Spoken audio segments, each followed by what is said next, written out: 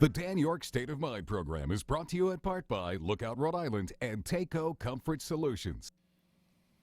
Good evening and welcome to my State of Mind. I am Dan Yorke. While the clock is ticking toward the end of the year, we all can't wait for 2021. We want to survive this virus, we want a vaccine, and we'd like to see if we can celebrate the holidays in some kind of normal fashion. Small businesses have another concern, and that is there's still millions of dollars floating around the state stratosphere from the CARES Act money sent by Washington. But there's a scramble now, and the administration is really behind the eight ball trying to figure out how to simplify and get this stuff done. Well, the lieutenant governor has been offering plans for simplification and ease of access to this capital for small businesses all of 2020. He sent another press release out yesterday highlighting a letter conversation that he's had back and forth with the governor on this matter. We'll talk to him again about this tonight. In the meantime, here's another report on the slice of very difficult life for businesses in the states. We're all asking for help, but it seems like we're not receiving any help. The pleas of small business owners like David Fiorillo are getting more dire. Fiorillo was forced to lay off 2/3 of his staff at the Black Duck Tavern this year. Other restaurants have had to permanently close or file for bankruptcy, like Gracie's in Providence. And it just makes me think, when's it going to be for us? I mean, we can only do this for so long. Angus Davis develops technology used in restaurants and is joining in the chorus of calls for more financial help for the food industry. He says as more eateries are forced to file for bankruptcy, the financial burden will shift from the restaurants to the banks. And maybe the banks are doing a better job at lobbying the government to do what it's supposed to do. You know, maybe the CEO of Bank of America can get the attention of the governor and the Congress, because it sure as heck doesn't seem like neighborhood small business owners are getting the attention they're deserved. Fiorillo says more financial assistance is key, but so are consistent regulations. It just seems like there's always something that we didn't know we had to do. Our industry is being treated differently than the big box store industry. The guidelines that we have to adhere to seem like they're not being held at the big box stores. A spokesperson from Commerce RI says big box retailers had stricter capacity restrictions implemented, adding, "We welcome businesses' feedback if they have concerns or observations." Fiorillo is hopeful the state takes a second look at his industry and realizes that restaurants like his are doing everything they can to keep people safe. It just seems like it's always talk about corona, but there's a lot of good going on in the state. There's a lot of great restaurants that can provide great, safe environment for you to eat in. And so once again, we check in with Lieutenant Governor Dan McKee, who has been, taking a letter, Maria, this communication with the governor via letter is too formal and strange. Welcome back, Lieutenant Governor. Why is it that your communication with the governor seems to be restricted to writing? Well, I think it's regrettable that you don't have a different type of communication, but we are, this is what we're following the governor's lead. She's certainly managing the crisis in all respects, and this is how she's asked us to communicate. You can see you'll be referring to a letter I received, the first letter I received from the governor, instructing us to talk to Steve Kavanaugh, who's part of her management team. So that's the way that she's chose to do it. That's the hand that gets dealt, Dan, and that's what we're doing. Do the best job we can to help the small businesses stay alive and keep advocating for the CARES Act funds to get allocated to them and grants that make sense. So that's the way. I'll just say that's the way the governor has outlined it, and we're following her lead. Yeah, but the idea that she doesn't finish her letter. The last letter. So let me explain everything, or better yet, explain what has gone on here. You have over the course of 2020 been writing letters to her asking to accelerate and open up and simplify the grant process for local businesses. And there are two main sets of grants that have been the channel, if you will, for economic stimulus, at least the governor's version. One is the Restore Rhode Island funds, which began in the summer after the Small Business Coalition, with your organic organizational help, asked for $125 million, 10% of the $1.25 billion CARES Fund Act distributed to the state. She ignored it and even ignored the petition that you sent to her. We've covered this on this platform and on the radio a dozen times now. But she did establish a $50 million fund. To date, we know that fund has not been fully distributed, yet the application deadline is closed. Then, under pressure from you and others, the business community, when she paused the state and shut down some businesses on a limited basis and curtailed others, she allocated another $50 million of pause funds, only $10 million of which this past weekend had been distributed 2 weeks into the pause. So you've been writing to her off and on here, trying to, I don't know, in your mind, perfect the plan and offer suggestions for implementation. She wrote you back, and she said what? Well, I think that her letter was, to referred me to a portal that could give me up-to-date information. When I go to the portal, it's only through October, not real time. By the way, that's the same portal everybody uses. Yeah, and then also looking at presentations that have been given to the Oversight Committee at the House. And if you really dig in, they're not what we asked for. We asked for real-time numbers, Dan, because we're coming up against a deadline of December 30th to use the CARES Act funds or lose them.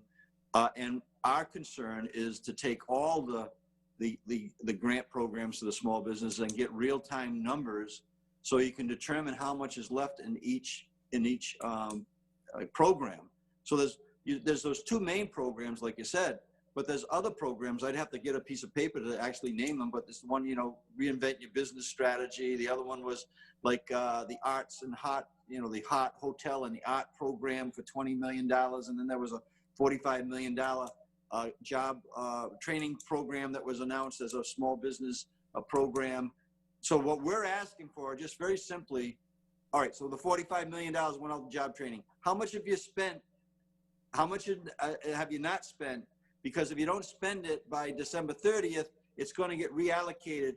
We want it to be reallocated into the small businesses as it was originally designed. Unless you have real-time information, it's going to be very difficult to determine how much money is left over in all these different buckets that have been put up. Well intended, but let me tell you, these competitive bids right now are painful. It's cruel to these businesses that are getting letters that they're not going to get the money, and other businesses are going to get the money. We're saying pool all the dollars and then distribute them to businesses the way that the pause funds are being distributed for the third week, which is no application. If you receive the check on the pause for the first 2 weeks, automatically you're going to receive another check for that third week of the pause. So the problem here is that we should all that. Because I follow this daily, I get everything you just said. The difficulty here is that you just named nearly a half a dozen funds. Yeah. Now, the state of New Hampshire created a small business fund, as an example, and put $400 million out like that in the spring and the summer, like that. Just, okay, you're a business, you're in trouble because of COVID. Here's a formula. Boom, the money goes. Instead, we've had this Commerce Department and the Secretary of Commerce, Stefan Pryor, and working on slices and niches and nuances and brainstorm ideas as if they're trying to win an award for the most innovative tiny program here and tiny program there. And as you narrate through, my viewers are going, I can't follow this. Well, what do you think the business owners who are looking for triage are trying to figure out as well? And so the entire way, I think what you're telling me is that you've just asked for a one fell swoop, simple application process to dump money into this economy. And it's been slices and cuts and versions, just like going to a deli and saying, can I have a half a pound of roast beef here? Can I get a little bit of turkey sliced in there? By the way, you guys want anything else? Okay, some salami. As opposed to just saying, hey, can you make me a grinder? Right? I mean, so isn't that kind of the essence of simplifying? Yeah, that's right. And all our communications since March have been, about that. I remember being on one of your radio shows and saying, look, use the KISS principle here. Keep it simple, stupid. We've complicated this so much that it's just painful. And then you have all these buckets, Dan, with money allocated for this, a job training here, a reinventing over here, an art program over here. These businesses just need something simple. And that's why we're trying to figure out right now, with the deadlines coming up, what's the most simple thing you can do. And that's what this past letter that I sent to the governor last week. And then we got a response with, well, just refer to this portal and all the programs we got. And that's, so we didn't answer the question that we asked. Can we get this out? Can we get this out to small businesses? That's the question. She referred you to the portal, but it wasn't updated with the true information. So nobody really knows. I'm concerned that the administration doesn't even know how much money they've got going out, what's committed, and what's being processed. When we come back, we'll get to that urgency matter, because time, you've been saying constantly, time's running out. Well, guess what? There's less than a minute left on the clock. Yeah. Right back, Lieutenant Governor Dan McKee. Stay with us. Welcome back to My State of Mind with Lieutenant Governor Dan McKee. We've had this conversation about the confusion and the compartmentalization and the various names and programmatical changes that have gone on with infusing money into the business economy. Lieutenant Governor has been really on the governor in a major way, trying to get the administration to simplify and urgently get money out into the community that is mandated, by the way, by the federal government to do just that. There are limits to what the CARES Act money sent from Washington to the state early on in the year can do. We've already learned they cannot use the money to supplant budget holes, and you can't use the money past December 30th. It's a use or lose situation. And although the governor has been nonchalant about that up until about a week or so ago, it's now, I think, dawned on the administration, holy cow, we have to hurry up. Something you've been saying for quite some time. What do you think the status is with less than 2 weeks left now to be able to use that money? And how do the businesses have to use that money? Do they have to spend it in 2020 as well? So Dan, on the competitive grants, like if you're going to like reinvent your business, or you're going to buy a stage for the art application or whatever it is, a performance stage, you actually have to spend that money before December 30th. So the people who are in those competitive grants, for instance, are scrambling right now, and they're being asked and they're being pressured to make sure they spend the money before December 30th. So it's not a very efficient way to handle things. You're coming right down to the end. That's why we wrote these letters. You asked earlier why I'm writing these letters. I'm writing these letters so that we go on the record with a timeline of when we're making these asks, so that, when we look back, I didn't sit on my hands and know something and not share it. So this, yes, the funds and those competitive grants, people are being asked and demanded, hey, if we give you this grant, you got to spend it by December 30th. What we're saying right now is that if let's say a total, all these programs, there's $150 million that were put out to help the small businesses. A real bad story is going to be, hey, we appropriated $150 million, we only got $90 million out to the businesses, right? So what we're trying to find is that number. How much has been appropriated for these small businesses? How much has been spent? Then we'll know a finite number, how much is left.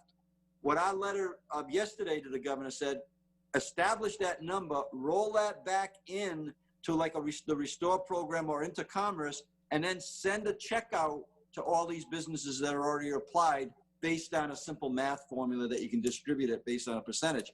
That way we know if there was 150 million allocated, 150 million went out. What my fear is that there's going to be this scoop of these dollars that are unused in the pause, unused in the restore, unused in the job training program, or unused on these competitive grants, and then they're going to get applied somewhere else where it wasn't intended. It was intended to help the small businesses. Applied somewhere else simply because they have to use the money and they don't have a process by which to get that money to the businesses, so they switch gears, correct? Correct. And so I think that we're going to be, we're going to use the money. I mean, I think that you can put it on, you can put excess dollars into the unemployment fund and restore that. We got established that way back in a letter to our congressional leadership back in April when we requested that, and we got a confirmation back that you could do that, because that's going to be a burden to all our businesses, right? If they in fact they have to kind of restore that fund over a period of time. But yes, but my point is, we said that we help the small businesses to a certain level. Let's make sure that that happens. The only way it can happen, that's why we sent the letter, is to establish how much has been unused of the cash that is put out on all these programs, and then pool those dollars, this is what I'm suggesting, into one spot. Forget about all these all these different variations. One spot, like like your deli, one Italian grinder, and then have that Italian grinder be distributed to all the businesses that are in the mix right now. At least we know all the money got out into the economy to help the small businesses. I think this story is going to end somewhat badly. Too many businesses out there didn't know it was available, or gave it too complicated early on. You, to your credit, while you're begging to be a consultant to the governor, here you are, formerly the second-ranked official in the state. I know there are all sorts of theories on what the lieutenant governor's position is useful for, but over the last few, they've each had their niche. One of yours is the small business thing. We're in a situation here where, the governor has not brought you on to run this program. I mean, anybody watching this show, whether they're political or not, looks at the screen and says, I don't know, this guy McKee, he seems to know how to do this pretty simply. He seems to why didn't they just give it to him? Here you are begging and writing letters and not even getting a personal conversation with the governor for 9 months. It's just very hard for the viewer to understand, for the constituent to understand. Can you put it in perspective, or can you just shake your head and just keep plowing? Well, I think you're taking what you got, the time frame you're working with right now, Dan. I mean, if you go all the way back to letters that we sent back in the spring, you'll see a different plan in terms of how to distribute, how to, appropriate the dollars. But today we're living in the moment, right? We're living on a deadline, like you said, a hard deadline of December 30th. So then you have to kind of go back in and say, okay, here we are at this point in time. What do you do going forward? That's why we went on the record again with the governor yesterday about doing exactly what I just said, establishing how much money is available, and to get a simple strategy to get the money out. We know it's not perfect because you're up against the clock, as you said, 1 minute left on the clock. When we come back, there might be some viewers who are wondering about what's the status of the governor's quarantine and this Washington stuff. We'll be right back on My State of Mind. Stay with us. Welcome back, Lieutenant Governor Dan McKee with us. So we'll watch the play-by-play. Listen, most people just want to survive the virus and think about a Christmas planet right now. And enjoy the last few days of Hanukkah. I mean, that's really what people want. I know they're shut down here, but the businesses are looking at a hard calendar going, oh God, this is now or never. So hopefully you have some influence there. The governor is under quarantine because the health director tested positive and they've been working together. People want to know, between that and her flirt with Washington 2 weeks ago to join the Biden administration, when are you guys going to talk? Isn't there a contingency for transition that is important and responsible right now? I have a couple minutes, max. Yeah, so I was asked this question yesterday. I think that it's, again, it's the governor's call in terms of how they, how any governor, it's not just this governor, any governor works with the lieutenant governor of Rhode Island, as we mentioned before, on a governance model, which I think is wrong. I think we could reset it to make it work a lot better. But it's on an as-needed basis. And so I would, I'm expecting that It's not like we haven't had any communications with the governor's office since I've been in office for the last 6 years. So as an as-needed basis, the staff and the governor will, make those plans, or right now it's all speculation. So it's very difficult to kind of take a position that says, oh, we should be in a real deep conversation. I think that I'm confident that on an as-needed basis, we'll get the information we need. And then I have said over and over again, my main job, Dan, has been to be prepared in that, in that event that somehow I became governor by the governor, vacating that spot, which would be an unusual circumstance, but we have to be prepared for that. Well, one thing at a time. Right now, what's the second message on the triage for the businesses? What needs to be done, and what can people do right now? Yeah, right now, I mean, right now all the applications are closed, but there's a lot of money left. So we have to establish how much money was appropriated, that the headline said X amount of dollars was appropriated, how much money is left. And then if we nail down that number, then we can argue the point that those dollars should stay in the mix to help the small businesses, and figure out the best way to get those dollars into the small businesses. Otherwise, they're going to go somewhere else. And that's not right. That the anticipation was that, this money was going to help them, Dan, and then maybe it's not going to help them. It's going to go into some other pot. No, we're both two dumb jocks who love basketball. It's like we're still trying to call set plays here with 0.2 seconds on the clock. I don't know. We shall see. You never know. The ball could still go in the hoop before the buzzer. Yeah, and you got to deal in real time, Dan. You can't be dealing back in March. You got to deal right now. That's the reality. All right. Final word from our conversation with Lieutenant Governor Dan McKee. Next, stay with us.